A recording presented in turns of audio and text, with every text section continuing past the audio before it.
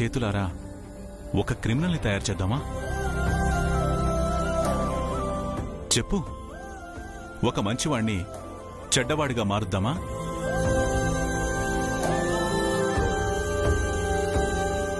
అందుకే జెండే, మన న్యాయశాస్త్రం కూడా 100 మంది దోషులు తప్పించుకున్నా పర్వాలేదు, ఒక నిర్దోషికి శిక్ష పడకూడదు అని చెప్పింది. నీల్, నువ్వు తప్పు చేశావని నేను అడగను, బట్ చెయ్యొద్దని మాత్రం చెప్తున్నాను. I'm sorry on behalf of జెండే. You are our family member. Don't keep anything in your mind. Okay, just get back to your work. Thank you sir. Welcome.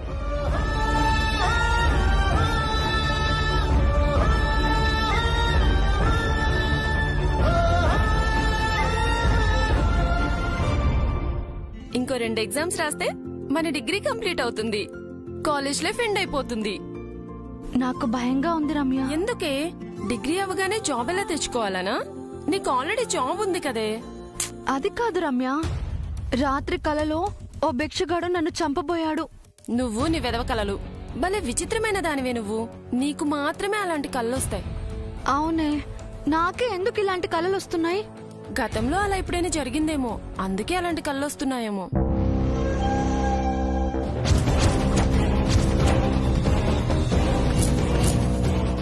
లేదు రమ్య, నాకు గుర్తున్నంత వరకు అలా ఎప్పుడూ జరగలేదు. కలలో మాత్రమే జరిగింది. అదో పీడ కల.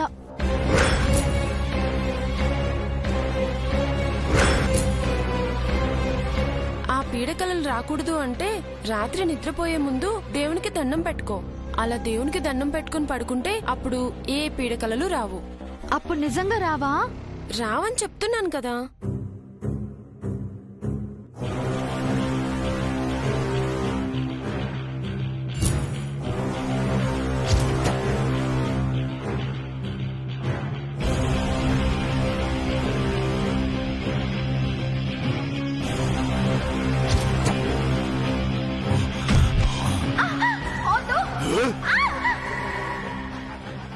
ఆర్యవర్ధన్ని నమ్మొద్దు. వాడు నమ్మించి మోసం చేస్తాడు, నిన్ను నాశనం చేస్తాడు. వాడెలాంటోడో నాకు తెలుసా, నీకు తెలుసా? ఏయ్, ఎవరు నువ్వు? ఎందుకు మాకు అడ్డుగా నించున్నా? నమ్మకం అనే మాట ఒక బూటకం. వాడు పగటి వేషగాడు, కపట నాటకం ఆడేవాడు, మేక వన్నె పులి. ఆర్యవర్ధన్ని నమ్మకో, వాడు నిన్ను మోసం చేస్తాడు, నీ జీవితాన్ని నాశనం చేస్తాడు. వాడికి దూరంగా ఉండు. లేదు, ఆర్య సార్ మంచివారు. నువ్వే అబద్ధం చెప్తున్నావు. నేను అబద్ధం చెప్తున్నానా? అవును, నువ్వు చెప్పేదంతా అబద్ధం. ఆర్య సార్ అలాంటి వారు కాదు. నువ్వు నమ్మేది అబద్ధం, నువ్వు చూసేది అబద్ధం, నువ్వు వినేది అబద్ధం. వాడే ఒక అబద్ధం, వాడొక మోసం, వాడొక మృగం. నిన్ను, నన్ను, అందరినీ, ఈ ప్రపంచం మొత్తాన్ని వాడు మోసం చేస్తాడు, గారడి చేస్తాడు, నాశనం చేస్తాడు. వాణ్ణి నువ్వు నమ్మొద్దు, నా మాట విను. లేదు, నువ్వే మోసగాడివి. ఏదేదో చెప్తున్నావు, నేను నమ్మను. నన్ను నమ్మవా? నిన్ను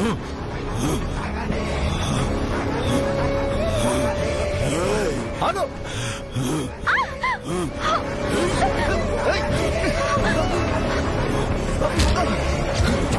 రేయ్, ఆగు! రేయ్, ఆగు! అను, ఆ బెగ్గర వెళ్ళిపోయాడే.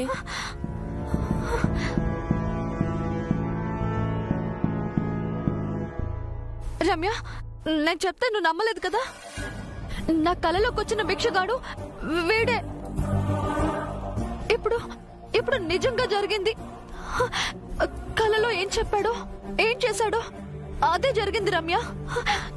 నాకు నాకు భయంగా ఉంది రమ్య. భయపడకు, మనకు తోడుగా సెక్యూరిటీ వచ్చాడు కదా, ఆ భిక్షగాడిని కొట్టి తరిమేశాడులే. నువ్వేం టెన్షన్ అవ్వకు. మేడం మీకేం కాలేదు కదా? సరే పదండి మేడం.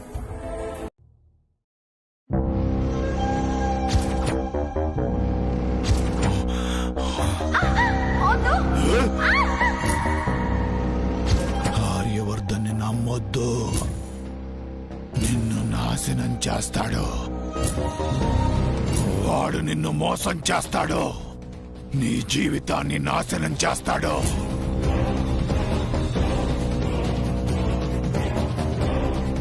అను అను, చదువుకోకుండా ఏం ఆలోచిస్తున్నావే? ఆ భిక్షగాడే గుర్తొస్తున్నాడు రమ్య. వాణ్ణి నువ్వింకా మర్చిపోలేదా? రాత్రి కలలో వచ్చిన వాడే ఉదయం నిజంగా వచ్చాడు. ఆర్య సార్ గురించి అనరాని మాటలన్నాడు. అను, వాణ్ణి పట్టించుకోవద్దని నీకు చెప్పానా? వదిలే. మర్చిపోలేకపోతున్నాను రమ్య. పదే పదే ఆ భిక్షగాడే గుర్తొస్తున్నాడు. నువ్వు వాడి గురించి ఆలోచిస్తే వాడే గుర్తొస్తాడు. రేపు ఎగ్జామ్ రాయాలని లేదా? అంతా మర్చిపోయి చదువుకో అను. అసలు ఆ భిక్షగాడు ఎవరే? తను నా వెంటే ఎందుకు పడాలి? ఆర్య సార్ గురించి ఎందుకు చెడుగా చెప్పాలి? మొన్న ఆ లెటర్ రాసింది కూడా తనే అయి ఉంటాడా? ఆర్య సార్ చాలా పెద్ద మనిషి అను. లైఫ్ లో సక్సెస్ అయి నెంబర్ 1 బిజినెస్ మ్యాన్ గా ఎదిగారు. సహజంగా అలాంటి మనిషిపై చాలా మందికి ఈర్ష్య, అసూయ, ద్వేషాలుంటాయి. అవి ఆర్య సార్ పైన డైరెక్ట్ గా చూపించలేక చాటుమాటుగా ఏవేవో అంటూ నీలాంటి వారి వెనుకపడి పొల్యూట్ చేయడానికి ట్రై చేస్తారు. జస్ట్ ఇగ్నోర్ దెమ్ అను. సార్కి కాల్ చేసి విషయం చెప్దామా రమ్య? ఇలాంటి విషయాలు ఎవరైనా బయటికి చెప్తారా అను? కనీసం తనకి శత్రువులున్నారని సార్కి తెలుస్తుంది కదా. సార్కి అన్ని విషయాలు తెలుసు. అందుకే నీకు ఇంటికి సెక్యూరిటీని పెట్టారు. అర్థమైందా? అన్నీ తెలిసి కూడా సార్ సైలెంట్ గా ఉన్నారా? ఉండక ప్రతి అడ్డమైన వాళ్ళతో ఆర్య సార్ గొడవ పడతారా? అది కాదు రమ్య. ఎందుకైనా మంచిది సార్కి ఒకసారి కాల్ చేసి చెప్తే బాగుంటుంది రమ్య. చేయి. చదువుకోకుండా ఈ టైంలో ఎందుకు కాల్ చేసావని సార్తో తిట్టించుకోవాలనుకుంటే అలాగే చెయ్యి. నేనేం అడ్డుపడ్ను. నాకు భయంగా ఉంది రమ్య. సార్కి కాల్ చేస్తే ధైర్యంగా ఉంటుంది. పక్కన నేనున్నాను కదా, ఎందుకు భయం? పైగా సార్ ఇచ్చిన పెన్ను కూడా నీ దగ్గరే ఉంది. అంతకన్నా ధైర్యం కావాలా నీకు? కావాలంటే రేపు కాల్ చేద్దు. ఇప్పుడు చదువుకో. అంతేనంటావా? అంతే, చదువుకో.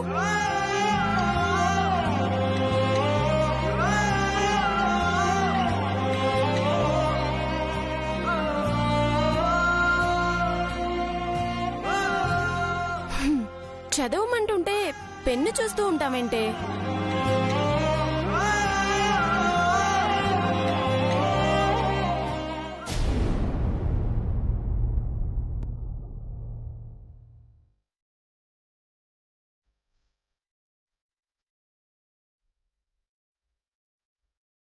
ఏంటి నువ్వు ఎప్పుడు మొక్క వేస్తావు? ఎప్పుడు పువ్వు పూస్తావు? అక్కడ నీకోసం ఒకరు వెయిట్ చేస్తుంటే నువ్వేమో డిలే చేస్తున్నావు. అలా సైలెంట్గా ఉంటావే? సమాధానం చెప్పు. ఆర్య,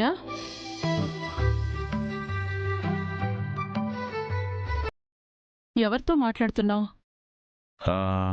అది అమ్మా. మొక్కుతోనా? బావుంది. పెద్ద బిజినెస్ మ్యాన్వి, నీతో మాట్లాడడానికి వీవీఐపీలు కూడా అపాయింట్మెంట్ తీసుకోవాలి. అలాంటివాడు పనిగట్టుకుని తీరిక చేసుకుని మరీ ఒక మొక్కతో మాట్లాడుతున్నాడంటే ఆ మొక్క ఎంత అదృష్టవంతురాలు. అలా ఏం లేదమ్మా.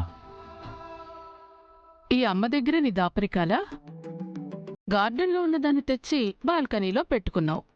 మిగతా మొక్కల కంటే ఎక్కువగా ఈ మొక్క మీదే శ్రద్ధ చూపిస్తున్నావు. నాతో మాట్లాడినట్టే దీంతోనూ మాట్లాడుతున్నావు. అంటే ఇది మన ఫ్యామిలీ మెంబర్ అయిందన్నమాట.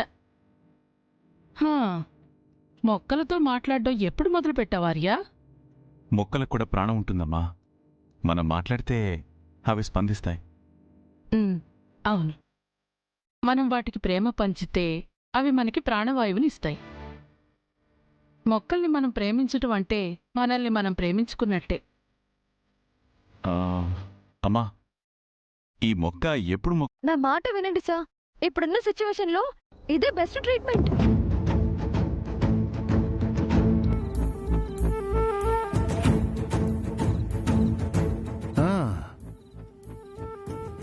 తగ్గుతుందేమో, పట్టుకోండి సార్.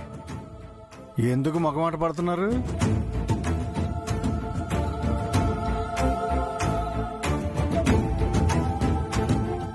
త్వరగా రండి సార్, నీళ్లు చల్లారిపోతాయి.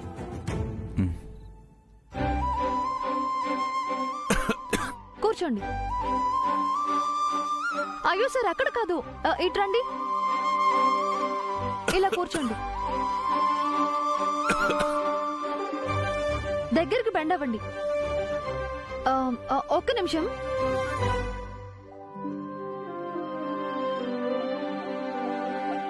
ఏంటను?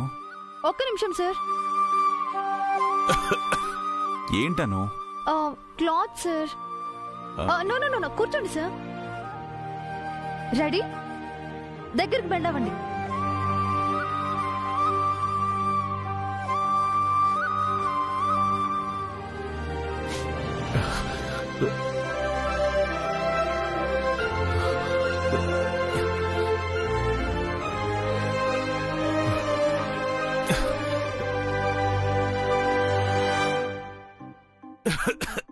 నా వల్ల కాదను. అయ్యో సార్, కనీసం 2 to 3 minutes అయినా ఉండాలి. లేదను, నా వల్ల కాదు. అయ్యో సార్. సరే, ఒక చిన్న ఛాలెంజ్. నేను కూడా మీతో పాటు ఆవిరి పట్టుకుంటాను. ఎవరు ఎక్కువసేపు అయితే ఉంటారో వాళ్ళకి వాళ్ళు ఇష్టపడే వాళ్ళ మీద చచ్చేంత ప్రేమ ఉన్నట్టు.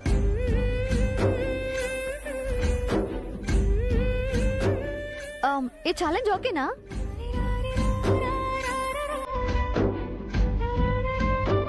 రెడీ? రెడీ.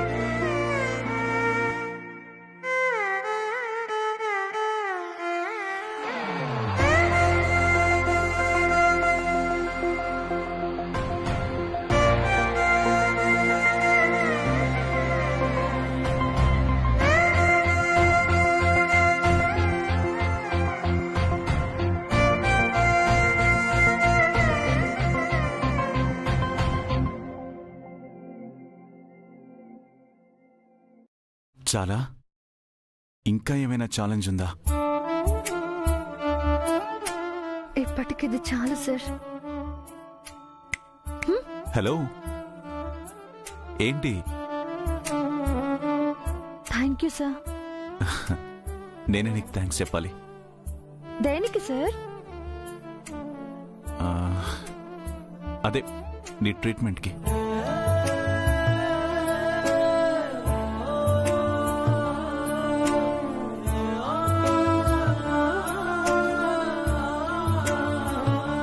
సరే, లేట్ అవుతుంది, బయలుదేరదామా?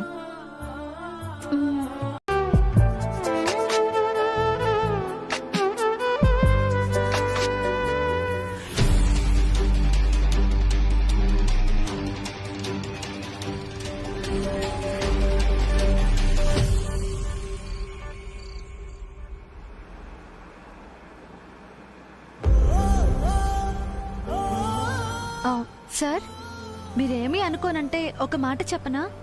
చెప్పను. మీకు జలుబు దగ్గు రావటం చాలా మంచిదైంది సార్. ఎందుకు? ఈ టైంలో కూడా మిమ్మల్ని నేను చూడగలిగాను. సారీ సార్, తప్పుగా అనుకోకండి. నా మనసు కనిపించింది, చెప్పాను. బటర్ఫ్లై ఎఫెక్ట్ అంటే ఏంటి సార్?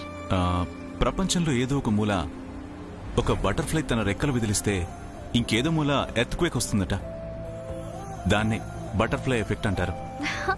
నిజమా సార్? సైంటిఫిక్ గా ప్రూవ్ అయింది కూడా. మనల్ని ఒకరు కలవాలని చూడాలని మనస్ఫూర్తిగా కోరుకుంటే ప్రకృతి మొత్తం సహకరించి మన కోరిక నెరవేరుస్తుందట. ఎక్కడో ఉన్న బటర్ఫ్లై రెక్కలు విదిలిస్తే ఇంకెక్కడో భూకంపం రావడం అంటే ఇదే. నిజమే సార్. ఈ రోజు మిమ్మల్ని ఎలాగైనా చూడాలని మనసులో గట్టిగా తలుచుకున్నాను. అంతే, మీకు ఇలా అయ్యి మనం కలిసామేమో. సారీ సార్, మిమ్మల్ని ఇబ్బంది పెట్టుంటే. నాకేం ఇబ్బంది లేదను, బట్ నా కోసం నువ్వు ఎగ్జామ్స్ టైంలో చదువుకోకుండా టైం వేస్ట్ చేసుకోవడమే ఇబ్బందిగా ఉంది. అసలు మీకు జలుబు రావడానికి కారణం నా ఎగ్జామ్సే సార్. నా జలుబుకి నీ ఎగ్జామ్స్ కి సంబంధం ఏంటనో? నేను నిద్రపోకుండా బాగా చదవాలని రాత్రిపూట అంత చలిలో టీ పెట్టివ్వడానికి వచ్చారు.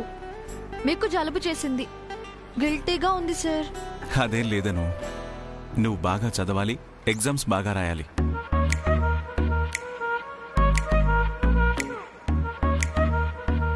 అబ్బా, చల్లగాలి ఎంత బాగా వస్తుంది సార్. ఈ ఏసీ కన్నా ఈ గాలే బాగుంది.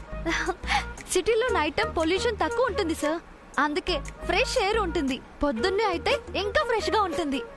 నేనేమడుగుతున్నాను, నువ్వేం చెప్తున్నావు? మ్యాటర్ డైవర్ట్ చేయడంలో నువ్వు ఫస్ట్ ఉంటావను. అదేం లేదు సార్, ఆ విషయంలో మీరే ఫస్ట్. నేనెప్పుడు మ్యాటర్ డైవర్ట్ చేశాను? ఎన్నిసార్లు మిమ్మల్ని ఒక విషయం గురించి అడిగాను, ఎప్పుడైనా చెప్పారా? ఇదిగో ఇలాగే నవ్వుతారు లేదా సైలెంట్ గా ఉంటారు. దీన్ని డైవర్షన్ అనే కదా సార్ అంటారు. అను, ఫ్రెష్ ఎయిర్ గురించి ఇందాక ఏదో చెప్తున్నావు, ఏంటది? ఇది కూడా డైవర్షనే కదా సార్. అను ఓకే సార్, నేను ఎవ్రీడే ఎర్లీ మార్నింగ్ నిద్ర లేచి మా టెర్రస్ మీదకి వెళ్ళి స్వచ్ఛమైన చల్ల గాలి పీల్చుకుంటాను. ఎంత హాయిగా ఉంటుందో. మీరెప్పుడైనా అలా చేశారా సార్? లేదను, ఆల్మోస్ట్ 24/7 ఏసీలోనే ఉంటాను. ఇన్ఫాక్ట్ అంత టైం కూడా దొరకలేదు. అందుకే ఇలాంటి చిన్న చిన్న విషయాల్లో నువ్వు ఆనందం పొందుతూ ఉంటావు చూడు, అది చూస్తేనే నాకు జలస్గా అనిపిస్తూ ఉంటుంది. ఎందుకు సార్? ఎందుకంటే చిన్న చిన్న విషయాల్లో కూడా ఎంతో సంతోషాన్ని పొందుతావు. ఇది నీకెలా అలవాటైందనో? ఇంత హ్యాపీగా ఎలా ఉంటావు? నా దగ్గర డబ్బులు లేవు కాబట్టి. వాట్?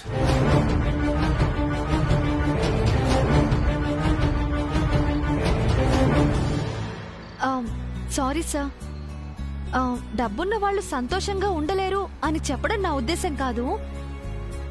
ఎంత డబ్బున్నా సంతోషాన్ని కొనుక్కోలేం కదా సార్, అది వెలకట్టలేనిది. బయటెక్కడ దాన్ని అమ్మరు, అది మన మనసులోనే ఉంటుంది. మన పెదవులపై చిరునవ్వు రావడానికి ఈ మొత్తం ప్రపంచాన్ని జయించిన అవసరం లేదు సార్. మనలోని ప్రపంచం మన సొంతమైతే చాలు. మన సంతోషం మన దగ్గరే ఉంటుంది. Correct Anu, that's why I like you. Sir, I mean బాగా చెప్పావు. ఏదో చెప్పాలనుకుని ఇంకేదో చెప్తున్నారు. ఆ, లేదను. నేనేం చెప్పాలనుకున్నానో అదే చెప్పాను. ఇంకేదైనా చెప్పొచ్చుగా. Thank you. ఆ? దేనికి సార్? నా కోసం కష్టపడి ఆఫీస్కి వచ్చి కాఫీ చేసి ఇచ్చినందుకు. హా? మీరేదైనా ఇస్తారని నేను మీకు కాఫీ చేసిచ్చానా? ఇంకేం కావాలి? ఏం లేదు, ఊరికే అన్నాను.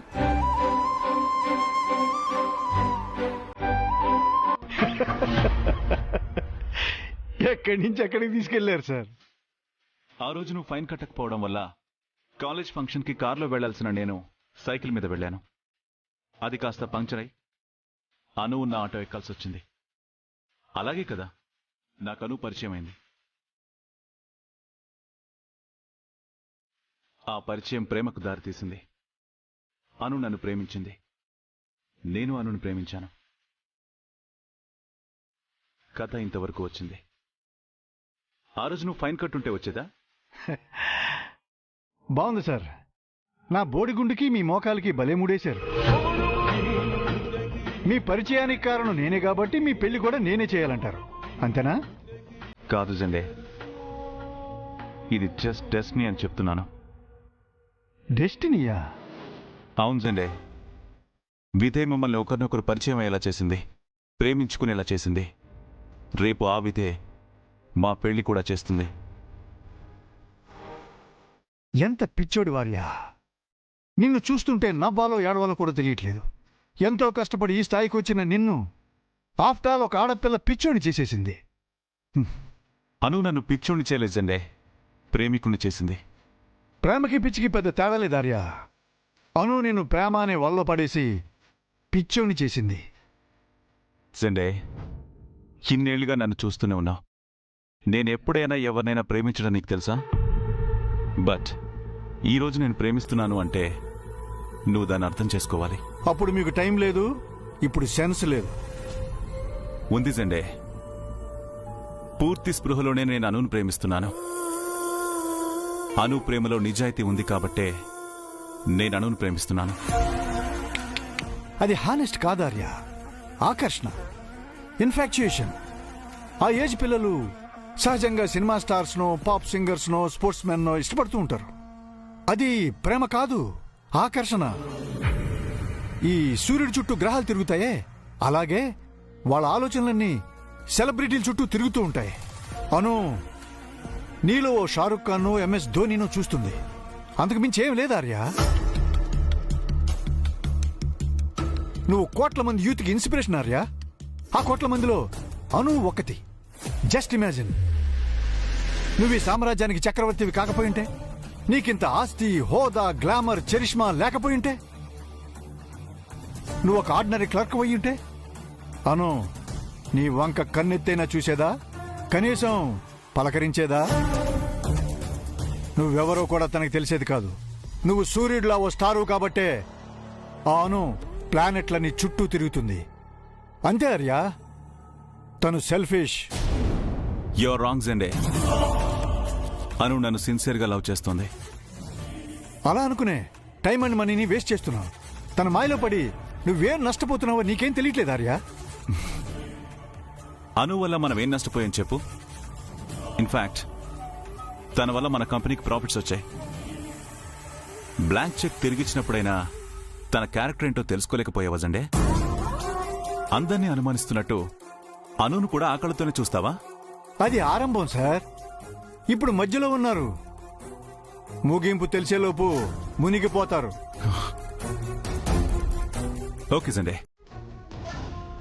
అనుది ఆకర్షణ స్వార్థం కాదు, ప్రేమ నిజాయితీ అని నేనంటున్నాను. కాదని నువ్వు నిరూపించగలవా? మీరు అవకాశం ఇస్తే ఖచ్చితంగా నిరూపిస్తాను.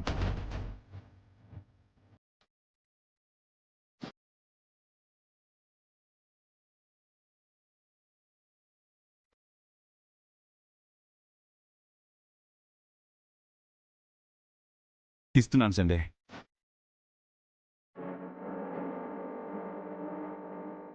నా నమ్మకాన్ని నీ చేతిలో పెడుతున్నాను. అను ఎలాంటిదో నిరూపించు. తనది ఆకర్షణ కాదు, తన ప్రేమలో నిజాయితీ ఉందని నీకు అనిపించిన రోజున ఆ రింగును నాకు తిరిగివ్వు. ఇక ఈ రింగిని మర్చిపోండి సార్. ఇది ఎప్పటికీ మీకు తిరిగి రాదు. వస్తుందన్న నమ్మకం నాకుంది సండే. మీ నమ్మకం ఉమ్మవుతుందని నేను నిరూపిస్తాను. మీరు చెప్పే డెస్టినీ ట్రాష్ అని ప్రూవ్ చేస్తాను. ఓడిపోతావు సండే. ఓపుకున్నంత వరకు ప్రయత్నించి గెలుస్తాను సార్. గెలుపెప్పుడు నా గడప దాటి పోలేదు, ఇప్పుడు ఈ గుండెను దాటి వెళ్ళదు. అయితే ఆ గుండెని నిబ్బరం చేసుకోండి సార్. వస్తా.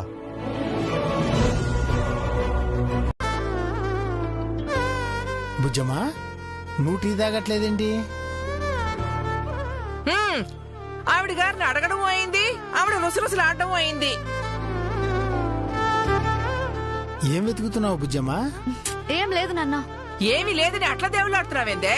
అదేందో చెప్తే నేను ఎదుగుతాను కదా. ఏం అవసరం లేదమ్మా.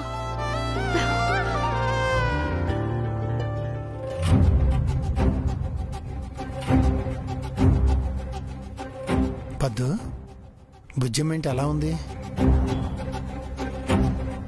ఏమో ఇందక్కడి నుంచి అట్నే ఉంది. దాని కూడా వదిలే. ముందు ఈ 4,000తో నెలంతా ఎట్ట గడిపేదో చెప్పు సుబ్బు. ఏముంది, మళ్ళీ కొత్త అప్పు చేయటమే. హా, జీవితాంతం చేసిన అప్పు తీర్చడానికే సరిపోవడం లేదు. ఇదంతా ఓనర్ గారి వల్లే. సరిగ్గా జీతం ఇచ్చే టైంకి ఆ సుబ్బారావు గారిని రమ్మని చెప్పుంటాడు. వాడేమో గోతిగాడు నక్కలాగా కాచు కూర్చుని నీకు జీతం రాగానే కోడి పిల్లని డాగ ఎత్తుకుపోయినట్టు ఎత్తుకుపోయిండాడు. వాడి బండబడ వాడేం బాగుపడతాడు? అప్పు ఇచ్చిన వాడిని అలా అనకూడదు పద్దు. కొత్త అప్పు పుట్టదు మళ్ళీ. మళ్ళీ అప్పంటే నేను ఒప్పుకోను సుబ్బు. ఓ పని చేద్దాం, అమ్మి జీతం వస్తాది కదా, ఆ దుడ్డుతో ఈ నెల గడిపేద్దాం. ఆ డబ్బులు ముట్టుకోవద్దని చెప్పానా నీకు? వాటిని బుజ్జమ్మ కోసమే ఖర్చు పెట్టాలి. తెలుసయ్యా, కావాలంటే మళ్ళీ బుజ్జమ్మ కోసం జమ చేద్దాం.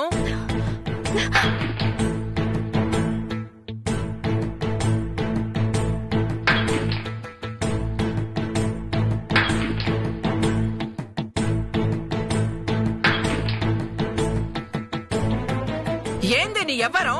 ఏమైంది నీకో? బహుమతిగా వచ్చిందాన్ని అట్లా ఇసిరి కొడుతుండావో? ఏం లేదు.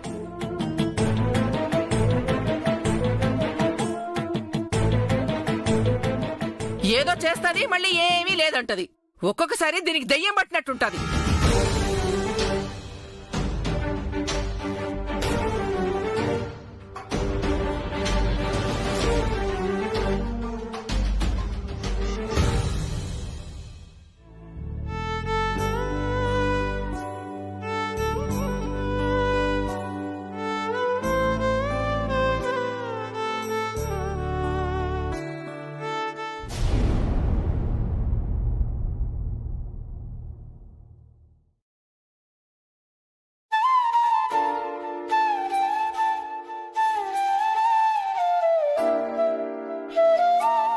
నీ వల్ల ఆయన ప్రాణాలు పోయే ప్రమాదం ఉంది.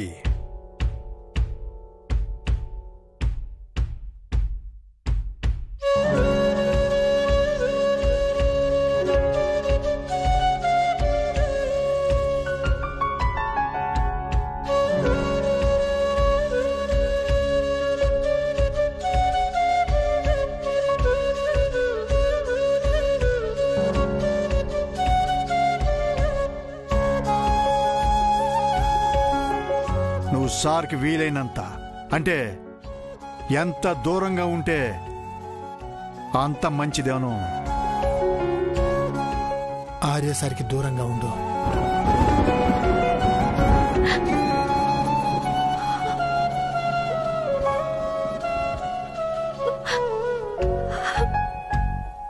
పరువు గురించి నాన్న ఆలోచిస్తున్నారు, ప్రాణం గురించి జెండే సార్ ఆలోచిస్తున్నారు, ప్రేమ గురించి నేను ఆలోచిస్తున్నాను.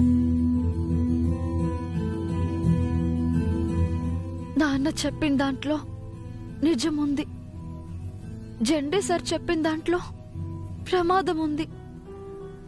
నా ఆలోచనలో స్వార్థం ఉందా? నా గురించి ఆలోచించి అటు నాన్నని బాధ పెట్టి ఇటు ఆర్య సార్ని ప్రమాదంలోకి నెట్టాలా? ఏం చేయాలి?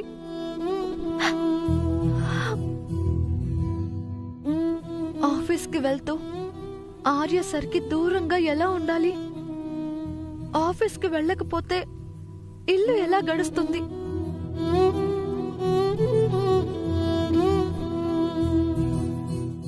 నాన్న జీతం అప్పులు కట్టడానికే సరిపోతుంది. నేను సంపాదించకపోతే పస్తులుండాల్సిందే. ఎలాగో డిగ్రీ పూర్తయింది కాబట్టి ఆర్య సార్ ఆఫీస్లో జాబ్ మానేసి ఇంకో జాబ్ వెతుక్కోనా? అలా అయినా నేను దూరంగా ఉంటే ఆర్య సార్ సేఫ్గా ఉంటారు, ఇల్లు గడుస్తుంది.